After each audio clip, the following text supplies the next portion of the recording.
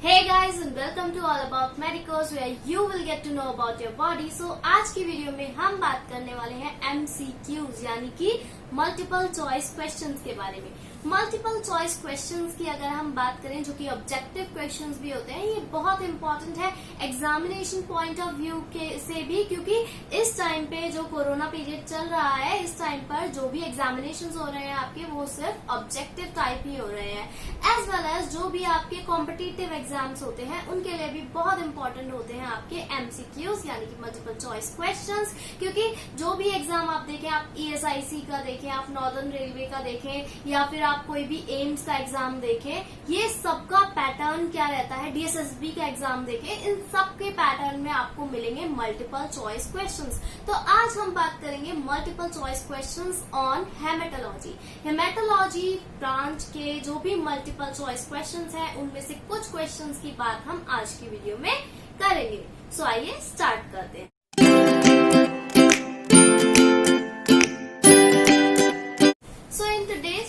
हम बात करेंगे टॉप 40 हेमेटोलॉजी क्वेश्चंस के बारे में जो आपकी स्क्रीन पर फ्लैश होंगे। अभी हमें क्या करना है, हम इन क्वेश्चंस को आपके साथ डिस्कस करेंगे, इनके आंसर्स को डिस्कस करेंगे और एक्सप्लेनेशन भी देंगे इनका। So let's start. First question को स्टार्ट करते हैं बिना डिले के। So first question on your screen is blood is composed of option A 40% cell, option B 50% cells, option C 45% cells and option D 70% cell। तो जैसे कि आपने composition में देखा है, अगर आपने हमारी वीडियोस नहीं चेक की हैं तो हम आपको लिंक दे देंगे वीडियोस में, वीडियो के नीचे डिस्क्रिप्शन बॉक्स में, आप वहां पर चेक कर सकते हैं। सो ये क्वेश्चन भी ब्लड से ही है। इसमें आपको बताना है कि ब्लड में की कंपोजिशन कितने परसेंट सेल्स होते हैं। सो हमें पता है blood is compose of 45% of cells. So correct answer यहाँ पर है option C which is 45% cells। Moving on to the next question on your screen is, next question is plasma consists of option A protein, option B albumin, option C globulin and option D is all of the previous। तो ये भी question आपका किससे बना है, composition of blood से, यानी कि ब्लड क्या किन किन चीजों से मिलकर बना होता है। जैसे कि आपको पता है कि ब्लड में सेल्यूलर एलिमेंट्स होते हैं और लिक्विड पार्ट होता है जिसको कि हम प्लाज्मा कहते हैं। So blood consist of 45% of cell and 55% of plasma. अब प्लाज्मा सेल्स में तो आपको पता चल गया आरबीसीज, डब्ल्यूबीसीज और प्लेटलेट्स होते हैं, और प्लाज्मा में क्या है आपका एल्ब्यूमिन, ग्लोबुलिन, प्रोटीन्स प्रेजेंट होते हैं, फिब्रिनोजन प्रेजेंट होता है और वेस्ट मटेरियल। सो इस क्वेश्चन का आंसर है प्रोटीन भी प्रेजेंट होते हैं, एल्ब्यूमिन भी प्रेजेंट होते हैं और ग्लोबुलिन भी प्रेजेंट होते हैं। सो इस क्वेश्चन का आंसर है answer D which is all of the previous.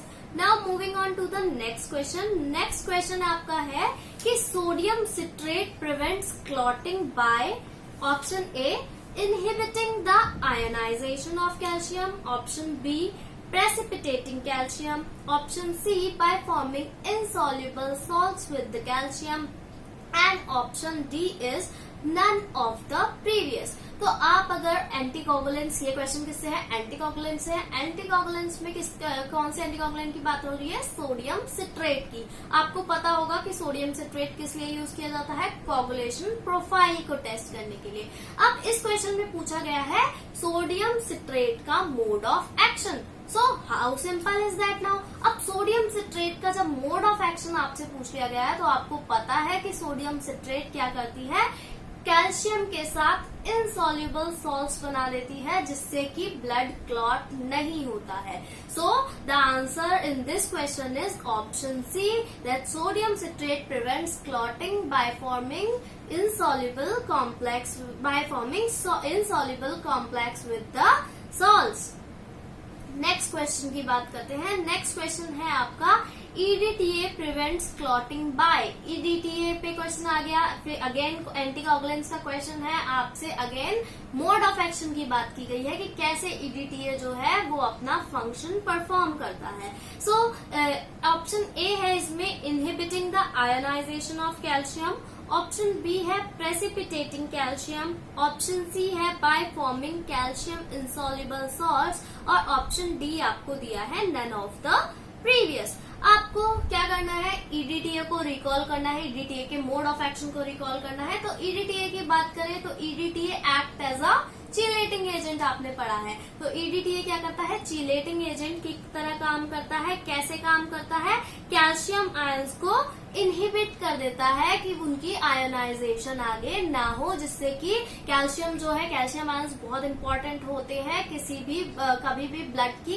Clotting के लिए। तो कैल्शियम आयंस को ही सीज कर देता है, जिससे कैल्शियम आयंस पार्टिसिपेट नहीं कर पाते हैं रिएक्शन में, जिसके वजह से क्लॉटिंग परफॉर्म नहीं होती है। सो इसका ऑप्शन है ऑप्शन ए, इसका answer inhibiting the ionization of calcium. Moving on to the next question. Next question is flashing on your screen, जिसमें कि आपसे पूछा गया है hemolysis may be caused by। hemolysis किन कारणों की वजह से हो सकती है? Option A is acids, option B is alkalis, option C is bacterial toxins and option D is all of the previous. hemolysis क्या होती है? hemolysis is the break down of RBCs in the blood. जब आपके blood में RBCs का break down होने लगता है, उस प्रोसेस को हीमोलिसिस कहते हैं। तो आपसे पूछा है हीमोलिसिस किस वजह से हो सकती है? तीनों ही ऑप्शन जो है एसिड्स, अल्कलीज और बैक्टीरियल टॉक्सिन्स क्या काम करते हैं?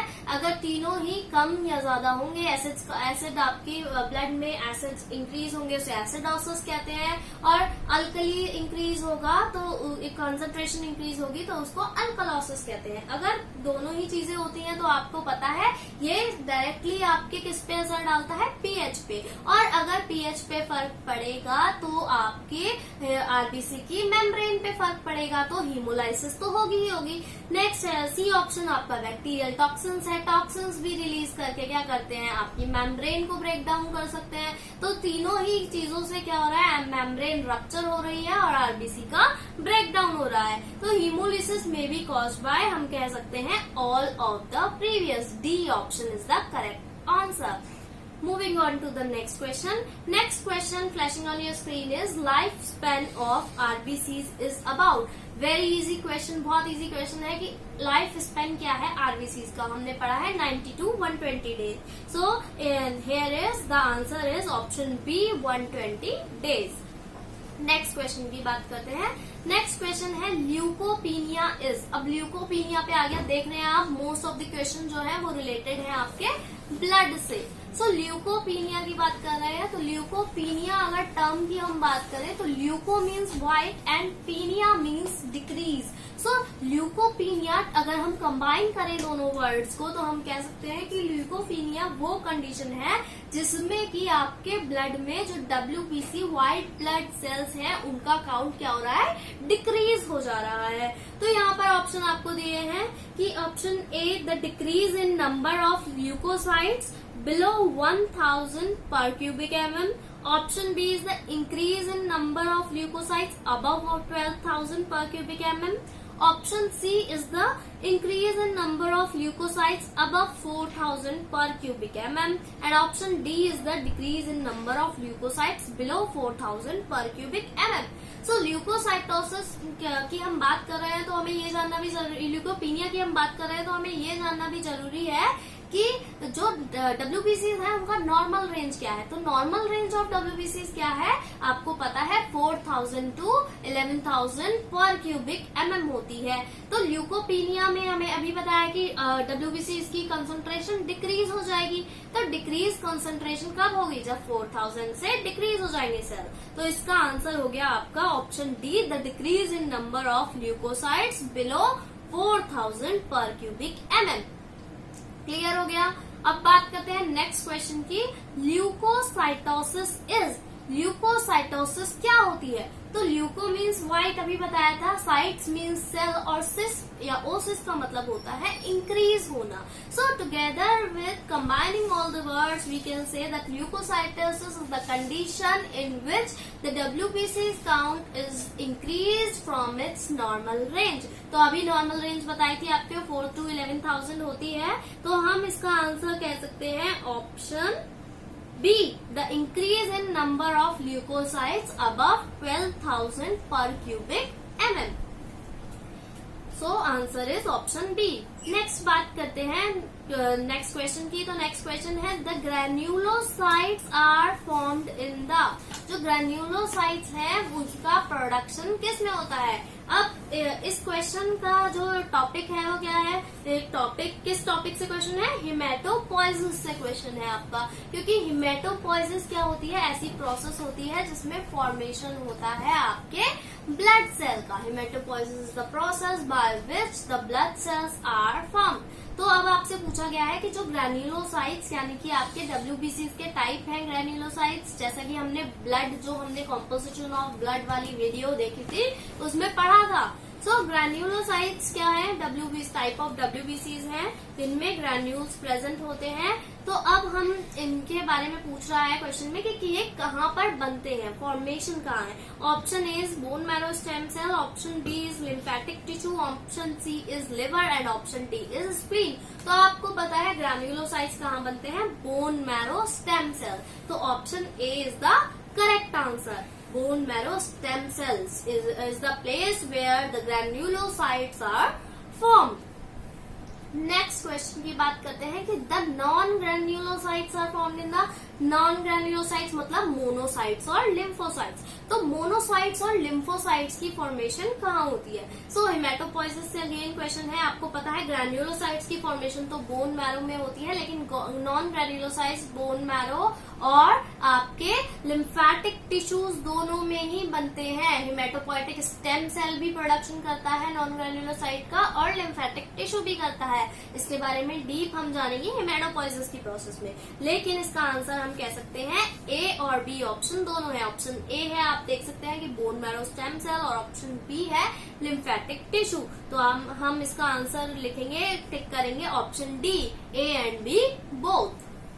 बात करते हैं नेक्स्ट क्वेश्चन के बारे में। सो नेक्स्ट क्वेश्चन आपको दिया है कि HB is measured by कलरीमेट्रिक method using, कौन से आप हीमोग्लोबिन का मेजरमेंट कैसे करते हैं कलरीमेट्रिक मेथड से, किस जो रिएजेंट है, कौन से रिएजेंट का इस्तेमाल करके आप हीमोग्लोबिन का मेजरमेंट करते हैं कलरीमेट्रिक मेथड से। अब क्वेश्चन किस टॉपिक से है, हीमोग्लोबिन के कौन से टॉपिक से है, एस्टिमेशन ऑफ हीमोग्लोबिन। अब आपसे कलरीमेट्रिक मेथड की बात कर रही है, की जा रही है। कलरीमेट्रिक मेथड क्या है आपका, CMG मेथड, यानी कि साइनामिक हीमोग्लोबिन मेथड। तो साइनामिक हीमोग्लोबिन मेथड में जो रिएजेंट यूज होता है वो रिएजेंट होता है आपका ड्रैपकिंस रिएजेंट। अगर हम ड्रैपकिंस रिएजेंट की कॉम्पोजिशन की बात करें तो ड्रैपकिंस रिएजेंट की कॉम्पोजिशन क्या है, ड्रैपकिंस रिएजेंट में प्रेजेंट होता है potassium ferricyanide, potassium cyanide, potassium dihydrogen phosphate and non iodate. So इसका आंसर, इसमें जो आपको कॉम्पोजिशन मिल रही है उसी से चेक कीजिए और आंसर को टिक कर दीजिए। तो ऑप्शन ए है distilled water, option B potassium ferricyanide, option C 0.1 normal HCl and option D is sodium citrate. यहाँ पर कंफ्यूज नहीं होना है, 0.1 नॉर्मल HCl भी दिया है, जो कि किस मेथड में यूज होता है आपका, सहलीज मेथड में, जो कि फिजिकल मेथड है। जबकि यहाँ पर बात की जा रही है कलरीमेट्रिक मेथड की, जो कि CMG साइनामिक हीमोग्लोबिन मेथड है, जिसमें कि अभी बताया रिएजेंट यूज हो रहा है ड्रैपकिंस रिएजेंट। तो इसका आंसर है ऑप्शन बी पोटेशियम फेरिसाइनाइड। टिक कर देंगे बहुत जल्दी से।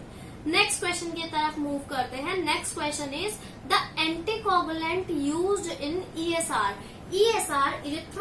इरिथ्रोसाइट सेडिमेंटेशन रेट जो टेस्ट होता है आपका, उसमें कौन सा एंटीकोगुलेंट यूज किया जाता है। तो एंटीकोगुलेंट से अगेन क्वेश्चन है, एंटीकोगुलेंट्स आपको पता है ऐसे केमिकल सब्सटेंसेस होते हैं जो कि ब्लड में क्लॉटिंग को प्रिवेंट करते हैं, ब्लड को कोगुलेट नहीं होने देते हैं। सो ESR में कौन सा एंटीकोगुलेंट यूज होता है, ऑप्शन है option A EDTA, option B 2.8% sodium citrate, option C heparin and option D 3.8% sodium citrate. तो हमें पता है ESR में सोडियम सिट्रेट यूज होता है और उसकी कंसंट्रेशन क्या होती है 3.8%। तो option D is the correct answer, that 3.8% sodium citrate is used in testing or in evaluating ESR. Moving on to the next question. Next question flashing on your screen is ratio of blood to anticoagulant in ESR is.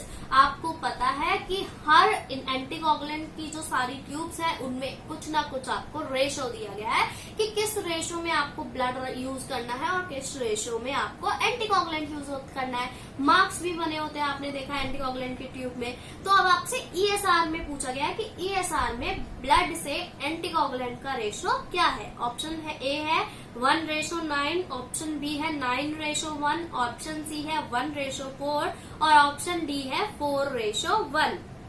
तो blood to anticoagulant बात कर रहे हैं, ये बात ध्यान रखनी है. एंटीकोगुलेंट टू ब्लड का पूछेंगे तो इसका उल्टा हो जाएगा. सो कितने ब्लड टू एंटीकोगुलेंट का मतलब है कितने वॉल्यूम में ब्लड प्रेजेंट है और कितने वॉल्यूम में एंटीकोगुलेंट. जो पहले जो डिजिट आएगी वो ब्लड के लिए आएगी. तो ब्लड ज्यादा होता है और एंटीकोगुलेंट कम होता है. इतना तो क्लियर हो गया. अब इसमें ESR के लिए पूछा गया है. तो ESR के लिए कितने क्या है करेक्ट ऑप्शन. इसका करेक्ट आंसर है ऑप्शन डी 4:1.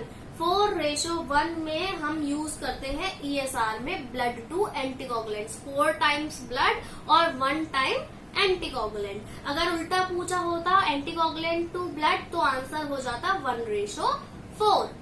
नेक्स्ट क्वेश्चन के बारे में बात करते हैं. नेक्स्ट क्वेश्चन है इस्नोफीलिया इज सीन इन. इस्नोफीलिया यानी कि increase in the count of इस्नोफिल्स हम किन कंडीशन में देख सकते हैं. तो ऑप्शन ए है फूड सेंसिटिविटी, ऑप्शन बी है ड्रग सेंसिटिविटी, ऑप्शन सी है एट्रोपिक डर्मेटाइटिस. तो आपको पता है इस्नोफिल्स के एलर्जिक कंडीशंस में देखे जा सकते हैं.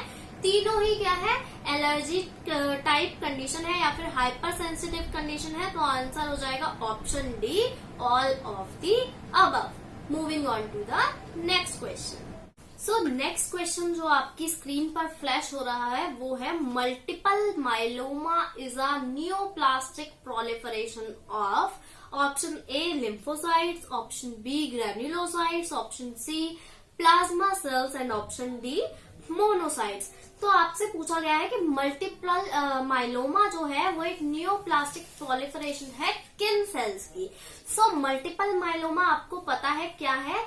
सबसे पहली बात तो ये एक कैंसर टाइप जो है डिजीज है. इसमें क्या हो रहा है नियोप्लास्टिक यानी कि न्यू एबनॉर्मल सेल्स बन रहे हैं. प्रोलिफरेशन मतलब एक्सेसिव प्रोडक्शन. तो नए एबनॉर्मल सेल्स का एक्सेसिव प्रोडक्शन होना क्या होता है आपको पता है. It is a kind of cancer.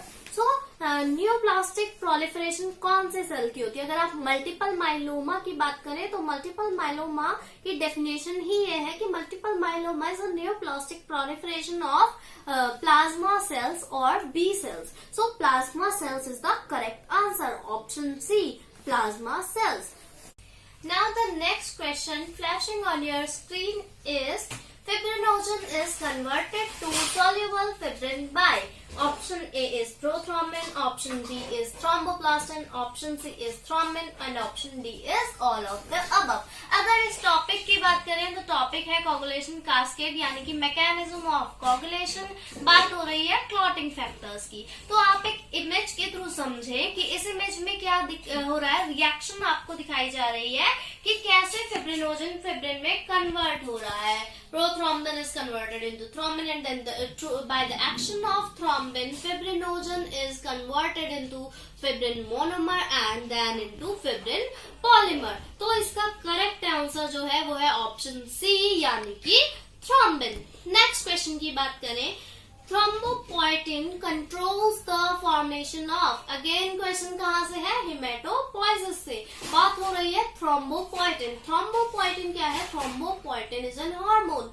अगर आप रूट वर्ड्स के थ्रू जैसा कि आपको मैंने पहले वीडियोस में बताया है कि कैसे आप किसी वर्ड को ब्रेक करके उसके मीनिंग को निकाल सकते हैं. तो बात हो रही है thrombo which is related to platelets and poie यानी कि फॉर्मेशन से रिलेटेड है. तो थ्रोम्बो प्लेटलेट के फॉर्मेशन से ही रिलेटेड होगा. आपको वर्ड में ही इसका आंसर मिल गया. सो इसका करेक्ट आंसर है प्लेटलेट्स.